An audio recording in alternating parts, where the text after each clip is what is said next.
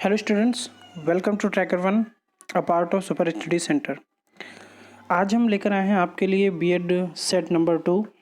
BEd के लिए जो भी विद्यार्थी, जो भी मित्रगण बीएड की तैयारी कर रहे हैं, उनके लिए जीएस का ये पार्ट नंबर 2 है। ठीक है, सेट नंबर 2 है। तो इसमें हम 50 क्वेश्चन डिस्कस करेंगे और आप अपनी प्रिपरेशन को जज कर सकते हैं कि आप कितने तैयार हैं बीएड के लिए, बीएड के प्रवेश परीक्षा के लिए। और अगर आपको जो भी क्वेश्चन इसमें नहीं आता तो आप इससे सीख सकते हैं और समझ सकते हैं कि मान लीजिए वो क्वेश्चन आपके एग्जामिनेशन में बने तो आप उसको ईजिली सॉल्व कर सकें। तो चलिए शुरू करते हैं मित्रों आज के इस सेशन को। तो पहला क्वेश्चन आपके स्क्रीन पर शो हो रहा है। क्वेश्चन ये है, भारत में करेंसी नोट जारी करता है। तो आपको पता है कि भारत में करेंसी कौन जारी करता है? भारतीय रिजर्व बैंक। ठीक है, आरबीआई। इसरो किसका संक्षिप्त रूप है? तो इसरो जो है किसका संक्षिप्त रूप है आप जानते हैं, Indian space research organisation, option number B. ठीक है, अगला क्वेश्चन नंबर 3 ये है कि मनुष्य किसके द्वारा जीवमंडल में पारिस्थितिक संतुलन बनाए रख सकता है? तो क्वेश्चन नंबर 3 है कि मनुष्य किसके द्वारा जीवमंडल में पारिस्थितिक संतुलन बनाए रख सकता है? तो वो है जीवों के सापेक्ष संख्या के सूक्ष्म संतुलन को समझना। ठीक है, ऑप्शन नंबर डी सही होगा। नेक्स्ट क्वेश्चन है, धूम कोहरा किसके संयोजन से बनता है? धूम कोहरा किसके संयोजन से बनता है? तो आप जानते हैं धुआं और कोहरा से मिलकर क्या बनता है? धूम कोहरा। ऑप्शन नंबर डी सही होगा। नेक्स्ट क्वेश्चन है, 5वां क्वेश्चन, टीका वैक्सीनेशन का आविष्कार किसने किया था? तो आप जानते होंगे कि टीका का आविष्कार या वैक्सीनेशन का एडवर्ड जनन है। नेक्स्ट क्वेश्चन नंबर 6, कांच के निर्माण के लिए प्रयुक्त कच्ची सामग्री है। कांच के निर्माण के लिए कच्ची सामग्री क्या है?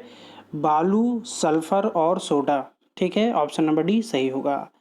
क्वेश्चन नंबर 7, हमारे भारतीय संविधान में कितने मूल हैं? हमारे भारतीय संविधान में कितने मूल हैं? तो 11 मूल हैं। कितने मूल हैं? 11। अगला क्वेश्चन है कि लोहे की रेलों के टूटे हुए टुकड़ों और मशीन के भागों की वेल्डिंग में निम्नलिखित में किसका प्रयोग किया जाता है? वेल्डिंग में किसका प्रयोग किया जाता है? जब लोहे के रेल टूटे हुए होते हैं तो वो सोल्डर का प्रयोग किया जाता है। किसका प्रयोग किया जाता है? Solder. Option number B is correct answer. वायुमंडल में जल वाष्प की संख्या मापी जाती है। जल वाष्प की संख्या किस में मापी जाती है? तो आर्द्रता के रूप में मापी जाती है। ठीक है, क्वेश्चन नंबर 10, बायोगैस बनाने के लिए सामान्यतः प्रयुक्त द्रव्य है। बायोगैस बनाने के लिए प्रयुक्त द्रव्य क्या है? पशुओं का अवशिष्ट। ठीक है, क्वेश्चन नंबर 11, हमारे संविधान की प्रस्तावना में कोई उल्लेख नहीं है। शब्द पर ध्यान दीजिएगा, नहीं है पूछा गया है तो वो क्या है? वयस्क मताधिकार का। किसका जो है प्रस्तावना में उल्लेख नहीं है? वयस्क मताधिकार का। चलिए क्वेश्चन नंबर 12, भारतीय संसद का जनता द्वारा निर्वाचित सदन निम्नलिखित में कौन सा है?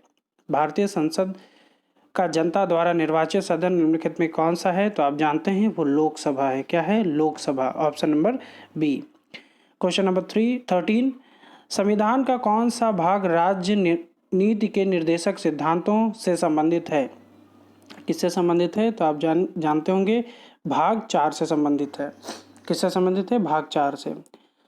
क्वेश्चन नंबर 14, गांधी जी किसकी रचनाओं से प्रभावित थे? तो गांधी जी जो है लियो टालस्टॉय। किससे? ऑप्शन नंबर डी, लियो टालस्टॉय से जो है उनकी रचनाओं से प्रभावित थे। क्वेश्चन नंबर 15, लोकतांत्रिक समाजवाद की विधियां हैं। तो क्या विधियां हैं? समझाना और प्रचार करना, ये लोकतांत्रिक समाजवाद की विधियां हैं। क्वेश्चन नंबर 16, असम राज्य में असम राज्य में काम कर रही तेल परिष्करणशालाओं, रिफाइनरीज की संख्या है। कितनी जो है असम में रिफाइनरीज हैं?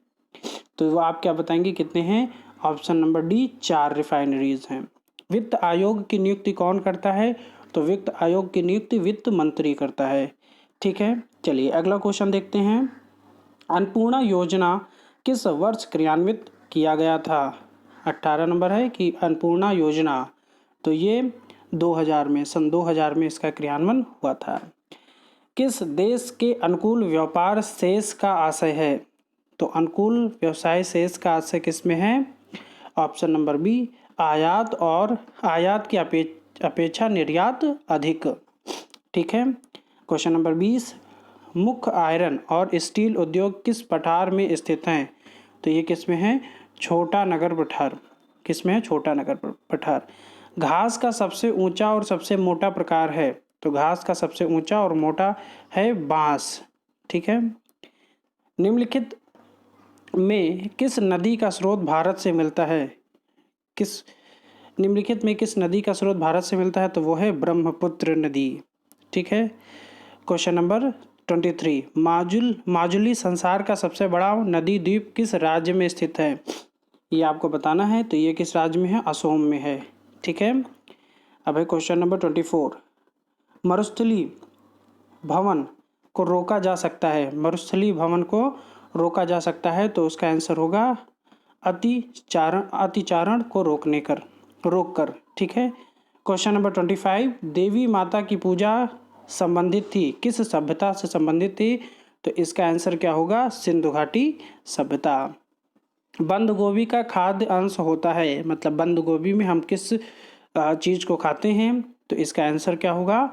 इसका आंसर होगा सी, कायिक कालिका। ठीक है। क्वेश्चन नंबर 27, निम्नलिखित में से कौन से प्रक्रम अंधकार के समय पादपों के साथ संबंध होते हैं? तो इसका आंसर क्या होगा?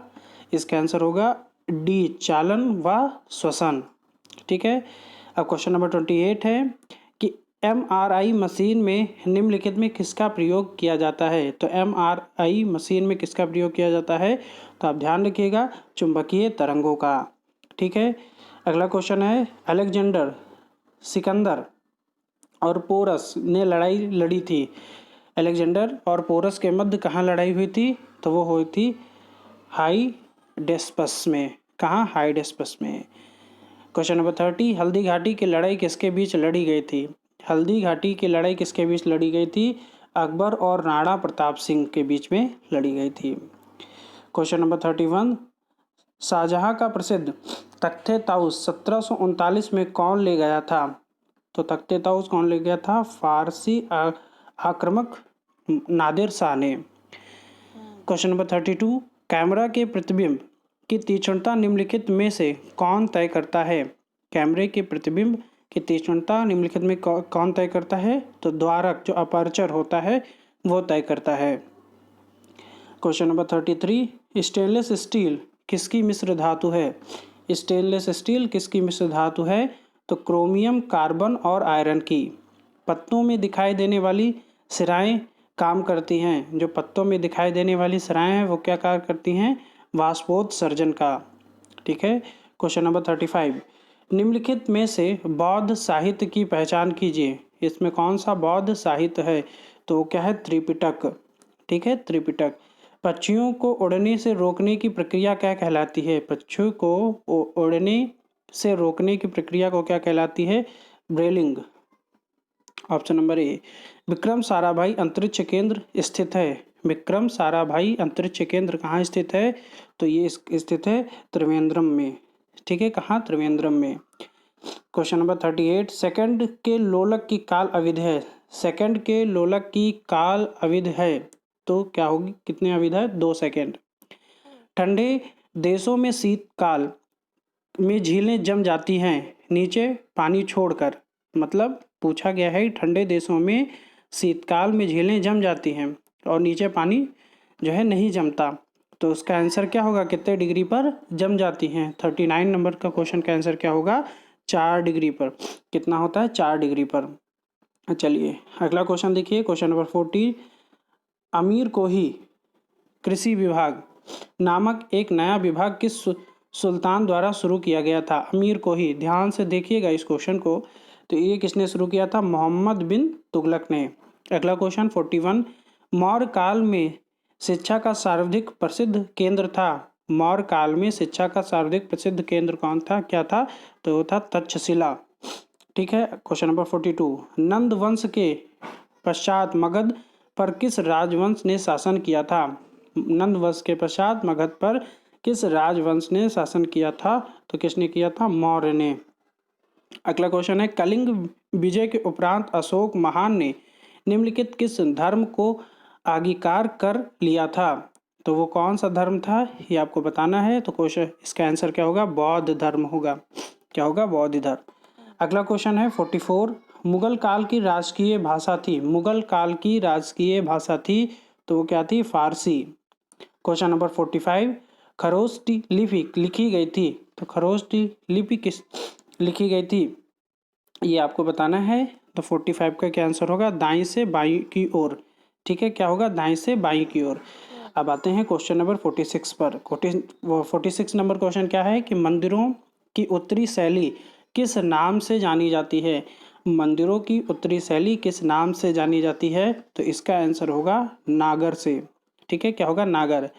कुतुब मीनार का निर्माण किसने प्रारंभ किया था? ये लोग आप तो जानते होंगे। कुतुब मीनार का जो है प्रारंभ किसने किया था? कुतुबुद्दीन ऐबक ने। Question number 48। हिंदू मुस्लिम एकता का प्रतीक सुलहकुल उत्सव आयोजित किया जाता है। 48 नंबर क्वेश्चन का आंसर क्या होगा कि हिंदू मुस्लिम एकता का प्रतीक सुलहकुल उत्सव आयोजित किया जाता है। तो वो किया जाता है अलीगढ़ में। Question number 49। अग्निग्रह किस धर्मावलंबी का पूजा स्थल है? अग्निग्रह किस धर्मावलंबी का पूजा स्थल है? तो किसका है? पारसियों का, पारसी धर्म का। और लास्ट क्वेश्चन इस सेशन का 50 नंबर कि मूर्ति कला की गांधार स्कूल शैली निम्न शैलियों में से किसका सम्मिश्रण है? कि मूर्ति कला की गांधार स्कूल शैली निम्न शैलियों में से किसका सम्मिश्रण है? तो वो है, अब ध्यान रखिएगा, भारतीय एवं ग्रीक शैलियों का। तो फ्रेंड्स, अगर आपको ये वीडियो अच्छा लगा हो, इसी तरीके से आपको हम कोई रिवीजन के लिए 50 क्वेश्चन डेली आपको प्रैक्टिस कराएंगे। आप अपनी प्रैक्टिस कीजिए और देखिए आप कितने क्वेश्चंस कर सकते हैं, और जो नहीं कर सकते हैं उसका आंसर आप देखिए। ठीक है, और डेली इस वीडियोस को ज़रूर देखें, क्योंकि अगर अगर आप बीएड में जो साइंस स्ट्रीम के स्टूडेंट्स हैं वो 50 में अगर 50 पाना चाहते हैं तो ज़रूर देखें, और जो आर्ट वर्क के हैं अगर उनको 100 में से कम 80 नंबर पाना है तो उनको ये वीडियो ज़रूर देखना चाहिए। अगर आपके आसपास कोई मित्र हैं जो बीएड की तैयारी कर रहे हैं उनको भी ये शेयर करें। ओके फ्रेंड्स, तो इसी तरीके से पढ़ते रहें। तब तक के लिए धन्यवाद।